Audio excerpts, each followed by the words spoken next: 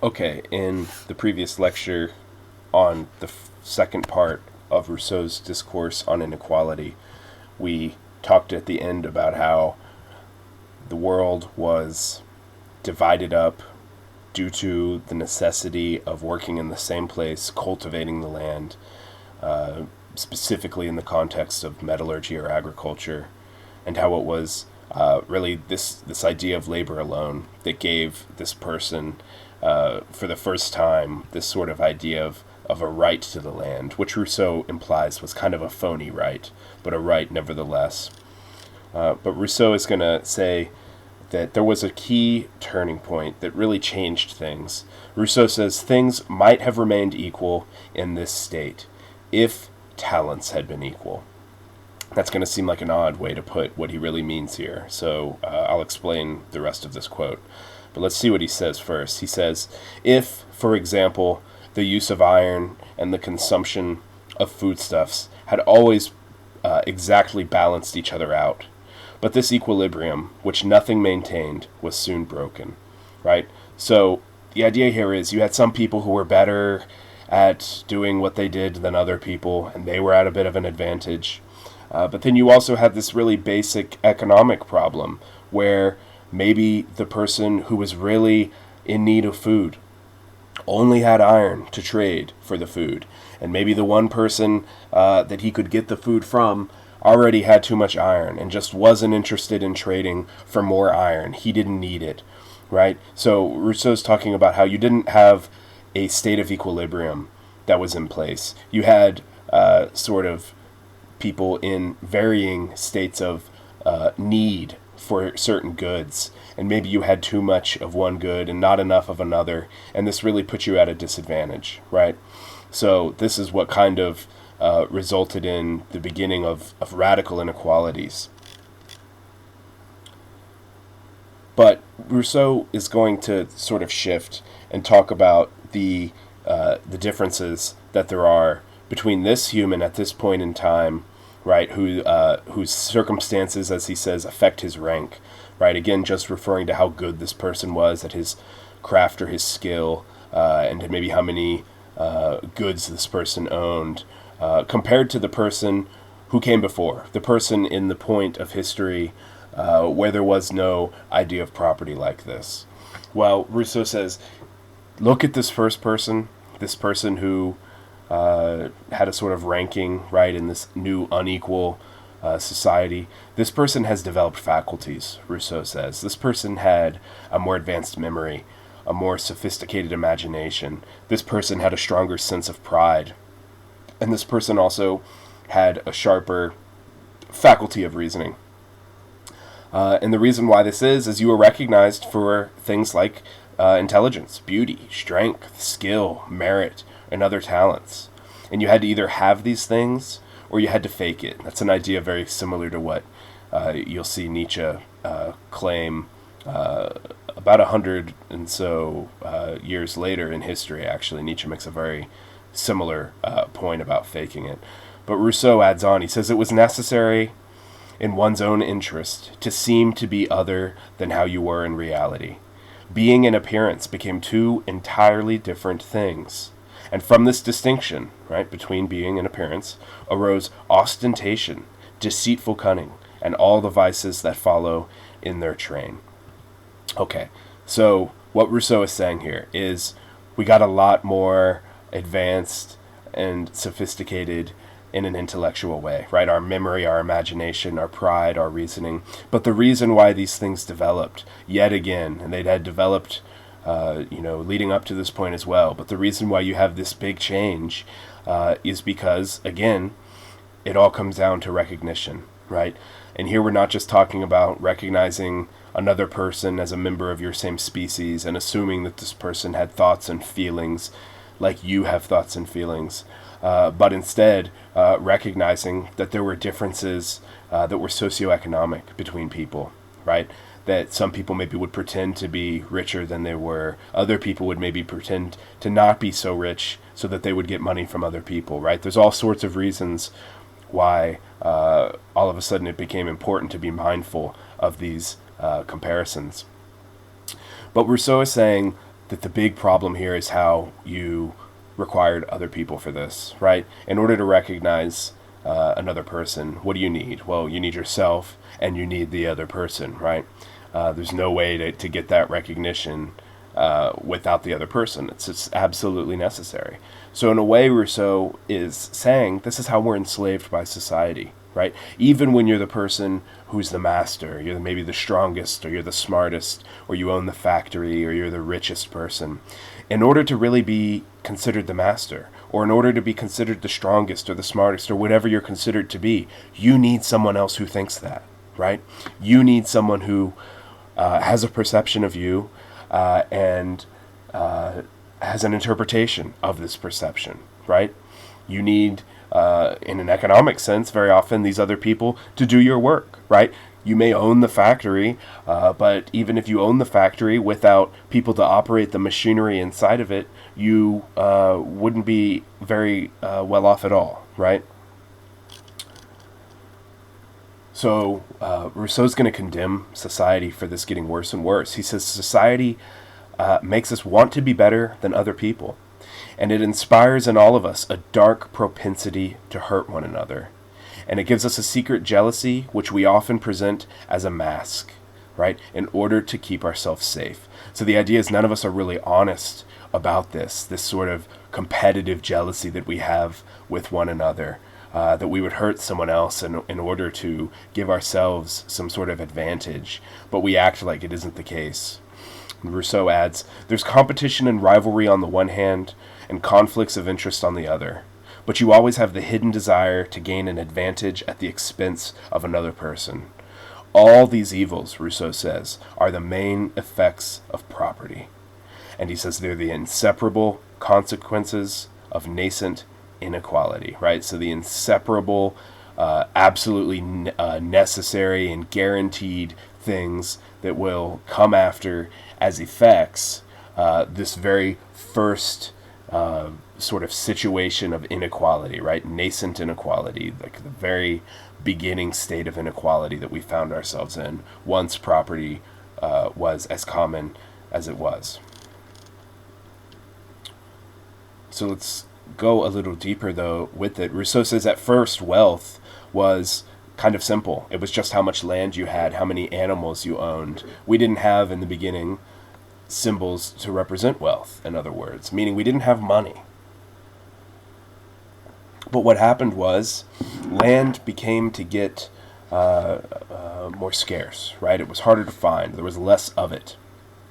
And once this happened, Rousseau says the difference between rich people and poor people became more obvious. Because on 55, he says, only the rich person could expand at the expense of the poor, right? The rich can only expand at the expense of the poor, meaning it was the only final move left to make. Once there was no more land, you had to take land from someone else who wasn't equipped to defend their land. So this fledgling nascent society, Rousseau says, gave rise to a most horrible state of war. So again, big contrast here with Hobbes. Hobbes, who called the state of nature the war of all against all. For Rousseau, that war comes much later. It comes at the birth of society, right? This most horrible state of war, this perpetual conflict, as Rousseau calls it. And this was the point of no return. This was where, once we passed this moment, we weren't going to be able to easily get back to the way things were. Rousseau says soon enough, the rich would realize that being in a constant state of war wasn't ideal. And it wasn't ideal because the rich bore all the costs, right? Meaning that in monetary terms, it was costing them money in order to continue to be in war with those who were poor and unwealthy, right? The poor and the unwealthy were the ones who were literally probably losing more life. But Rousseau says the rich knew that their superiority was bogus. He says it was founded only on precarious and bogus rights, meaning they didn't really have any right to what they claimed to own, right? They had taken their land from people who were not as well off, right? They had sort of conquered and stolen from other people. So the rich realized something. They realized that if they had used force to get what they had, right, to reach their position, then it was also true that force could technically be used against them. If the poor, for example, ganged up, right, if they banded together, then they would be able to defeat the rich just like those first people in the state of nature banded together to fight animals that were stronger. It would be the same exact thing. And what's more is if the poor were to do this and band together to overtake the rich wouldn't even really be able to complain about it, right? After all, they had done the same thing and they had done it first. So the rich realize that they need some sort of solution. They need to do something before this whole thing gets out of control. Rousseau says, the solution is government. The rich, he writes on 56, under pressure of necessity, conceived in the end, pay attention here to what I have in italics, the most cunning project that ever entered the human mind, to employ in his favor the very forces of those who attacked him, to make his adversaries his defenders, to inspire them with new maxims and give them new institutions as advantageous to him as natural right was disadvantageous. So the idea here is that the rich man, right, realized that he could sort of play a trick, right? He realized that he could get the people who should be his enemies to think of him as their friend, right? To even defend him and stick up for him, right? And to abide by rules and maxims and proverbs that he gave this person, right? It's a method of control is what we're really talking about here. A tricking sort of deceptive manner of controlling the majority. Rousseau adds, same page, instead of directing our forces against each other, let us unite them together in one supreme power which shall govern us. And that supreme power that he's referring to is, of course, the government. We all will answer to the government. This government will protect weak people from oppression. It will restrain people who are too ambitious, and it will ensure for each person the possession of what belongs to him. Right? So meaning, on paper, so to speak, this government was sort of portrayed in a very positive way, right? It'll be good for you. It'll make your life better, the rich person told the poor person, knowing all along, right, that really the point was to end this sort of war that could result in the rich person losing his elite status. So Rousseau adds, let us institute rules of justice and peace, to which all shall be obliged to conform, without exception. And again, the reason that Rousseau says this was a cunning project, right, is the rich person knew that this wasn't true, right? The rich person knew that this next line, for example, was false. These rules will subject equally the powerful and the weak to reciprocal duties, right? Again, something that's very idealistic, something that was a great promise to hear, but Rousseau is saying that this promise was not one that was ever really genuinely or authentically made. How do we know that Rousseau thinks this? Well, he says, everybody ran towards their chains. He's talking about the majority, right? The poor, the people who weren't the elites who were the best off. They all ran towards their chains, believing that they were securing their liberty. So they saw the advantages, in other words. They thought that it sounded like a good idea, right? There were a lot of things that supposedly were going to benefit them, but they were blind to all of the problems, right? They were so ready to try to improve their lives that they rather optimistically bought into something that maybe they should not have. Rousseau adds, the origin of society and of laws. It put new fetters, right, meaning shackles, on the rich, and it gave, on the weak, and it gave new powers to the rich, which irretrievably destroyed natural liberty, establishing for all time the law of property and inequality. Right? So again, this is why Rousseau says these people were running towards chains, thinking that they were securing liberty. Right? Really, they were destroying their natural liberty that they had been given since the beginning. Right? This was kind of the complete surrender moment. So as soon as the first society was founded, Rousseau says, it became just totally inevitable that they would start sprouting up all over the place. Right? It became necessary to protect yourself from these first societies, right? You had to start a society of your own in order to get all of the same advantages. And what happened eventually is that societies would overrun the earth, right? Once there was one, there were going to be many more in a very short amount of time. So what is it that happens next, according to Rousseau? Well, these societies that have now overrun the earth eventually run into the same problem that individuals ran into in the state of nature, right? Meaning, all of a sudden you have wars between these nations and these states. Violence is now just carried out on a much larger scale. It's not your next door neighbor or the person who lives in your village, but it's now an entire collection of people, right? So the problem, if anything, has just got worse. This state of war is even more awful than the state of war that we tried to leave behind when we had the rich trying to keep a hold on to their domination of the poor. So there's a problem here. There's a tension, right? Rousseau's describing the state of nature as Hobbes had envisioned it, right? It's violent. It's hellish, right? So you want to be careful here, because from this sort of part in the book, Rousseau's going to start referring to the state of nature in a way that sounds not like his own idealized, really wonderful point in time when we were really equal and nature set us up to heal naturally and so on. He seems to instead be referring to that violent, horrible part of the state of nature that Hobbes talks about, and that Rousseau will talk about as one of the later sort of phases of the state of nature. So just be careful there that you don't misinterpret what he's saying. So Rousseau will entertain a few objections that he thinks other people might make to what he said. He says, some philosophers say that it is conquered by the most powerful, or the union of the weak, which actually sets up a political society. And this isn't quite the same thing as what I have said here, right? I being Rousseau. Rousseau says ultimately it doesn't matter for what he's arguing, right? Which is that these societies are unequal. And if you want to say that the first societies were set up so the powerful could dominate, or so the weak could band together, then that's fine, right? He's kind of saying both happened at one and the same time, right?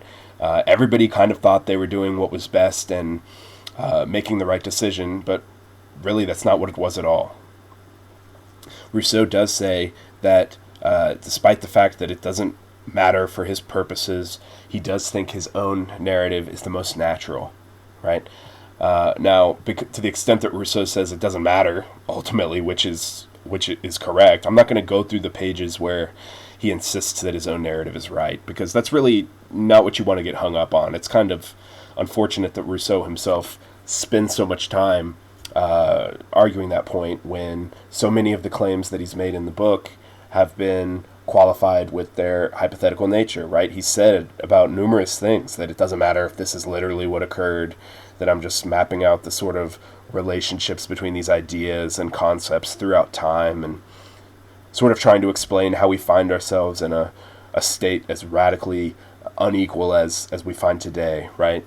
So we don't really need to worry ourselves with that. But picking up, Rousseau does say that in giving up our liberty, in these first social pacts or agreements, what we were doing was degrading ourselves and our being, right? It was in our nature to be free. It was in our nature to be at radical, total liberty. And in giving this up, what we did is we kind of started killing ourselves. And this is something you see in Marx. You do see Marx say that labor is just a way of killing ourselves and our creativity. So Rousseau, though, just like Hobbes, thinks that forming a government involved a contract between two parties, right? Not just the strong overtaking the weak, or the weak banding together to revolt against the strong. So this is why his thesis is a little bit different from that objection that we looked at on the previous page. But Rousseau will give us specific terms for that, and that's really the better thing to focus on than the sort of question of who dominated who, right? Was it the weak banding together in union, or the strong agreeing to work together and try to keep the poor under control, right? We really don't need to worry about the dichotomy there. What we can say is the situation where the strong were overtaking the weak, dominating them, right, is what Rousseau calls arbitrary power. Arbitrary power, where the strong overtook and dominated the weak. Rousseau says this arbitrary power is always the final stage of civil society before revolution. Right? It's the last sort of step before the whole thing just can no longer sustain itself. So everything I think here on the bottom of this slide we've already gone over.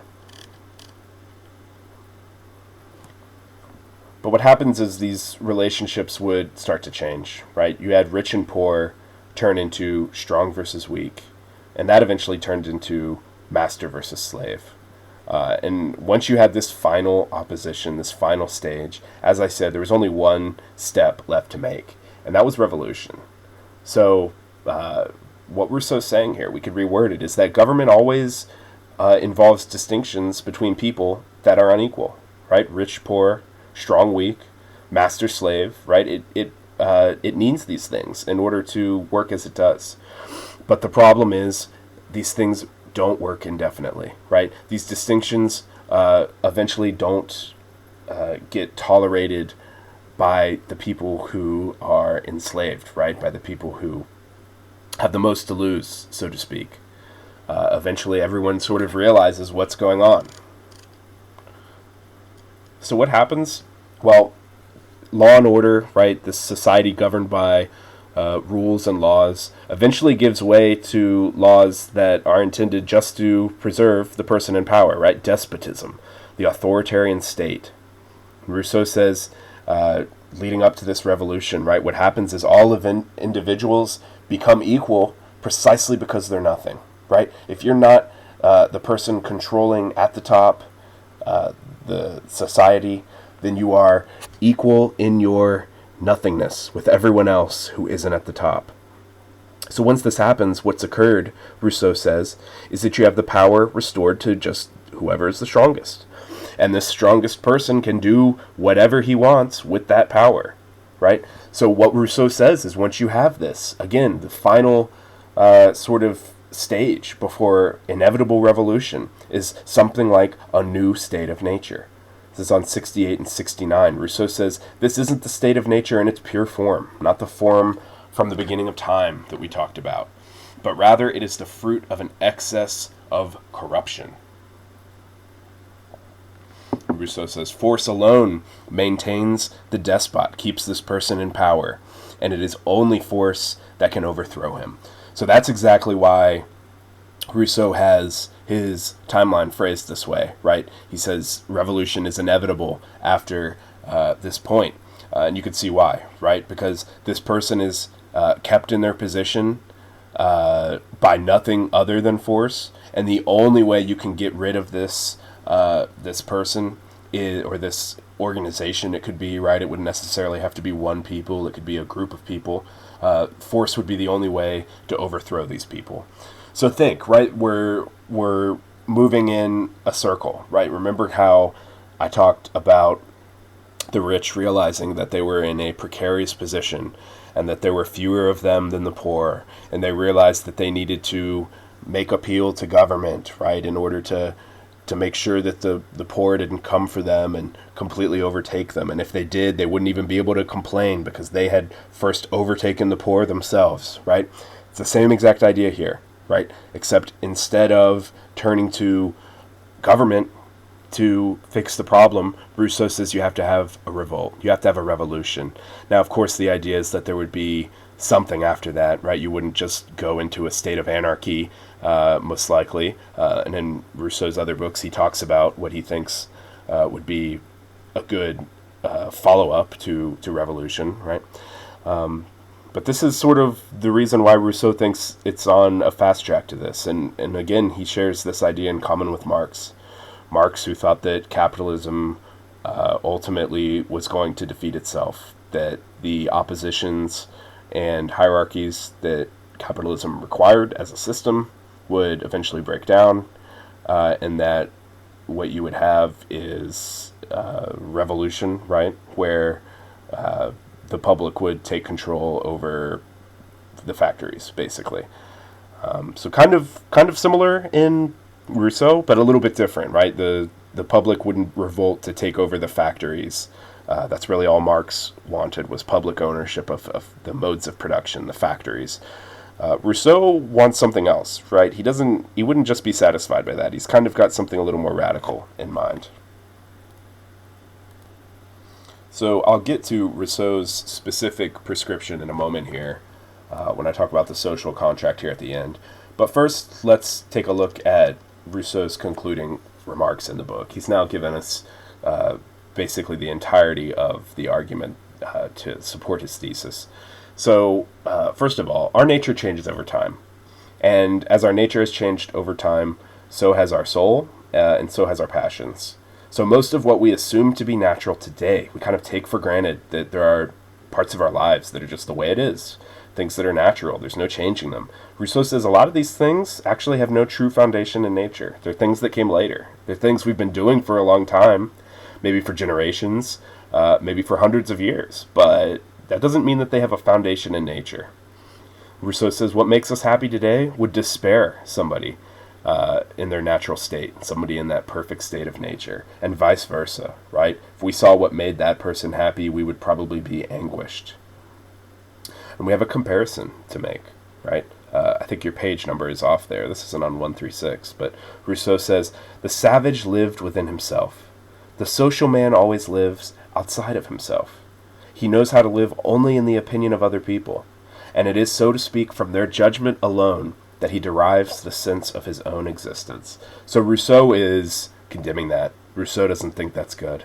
Rousseau thinks that if that's a necessary part of our lives, then we've made a big mistake, that we shouldn't need other people in that manner. Rousseau also says it's only the spirit of society, together with the inequality that society engenders, which changes and corrupts all of our natural inclinations. So again, answering that question of, has society improved us overall throughout time? No, not at all.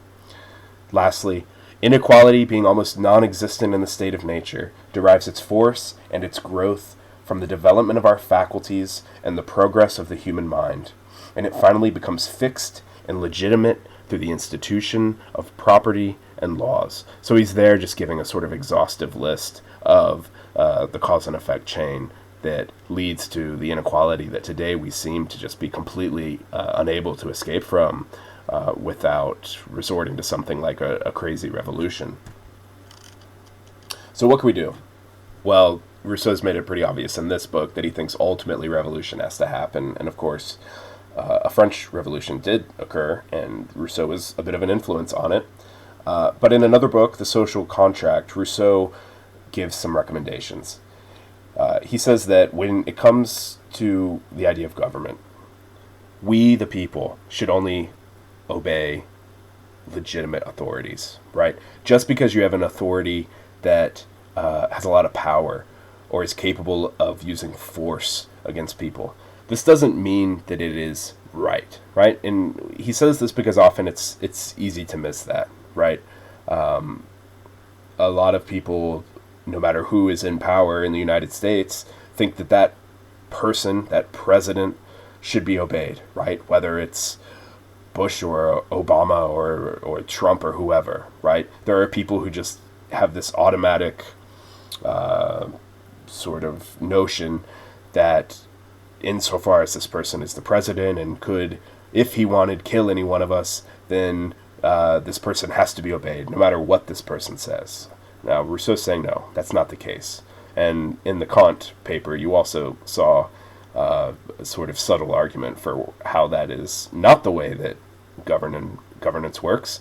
You do not have to listen to an authority that tells you to do something, right? Just because you have an authority does not mean that that authority is right. Rousseau also, in The Social Contract, says that people have to agree on which rights everyone's going to submit to, so that everybody will be free in the same way. And the reason why he says this is he thinks you don't always have this. When a government is organized, you don't always have this sort of participation in the process where the rights that are agreed upon, first of all, are agreed upon in the first place.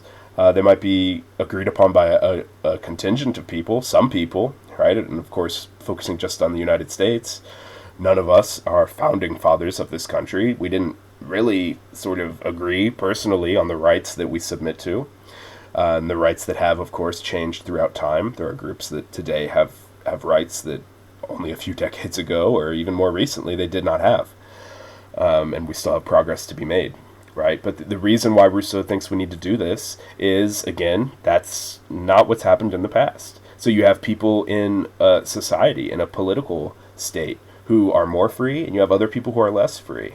A big part of it's socioeconomic. A big part of it comes down to who can hold office, right? Which is itself probably based on socioeconomics. It requires money to run for political office in this country. So certain people are kept out of politics, right? And they'll never be able to change anything. Not good for Rousseau. Lastly, Rousseau says people have to think of themselves as the rulers, right? They need to think of themselves democratically, right? Self-rule. They need to separate themselves conceptually from the idea of government itself. They need to, right, you don't really see this explicitly on this slide, but they need to look at the government as something that works for them, right? As part of them, if anything, but not something that's like an authority, not something that they, the people, will just answer to and do whatever this government says, right? So Rousseau says these are the sort of things that need to be done, right, when it comes to people coming together and making a contract with one another to try to solve the problems of society and make the world a better place for all of us.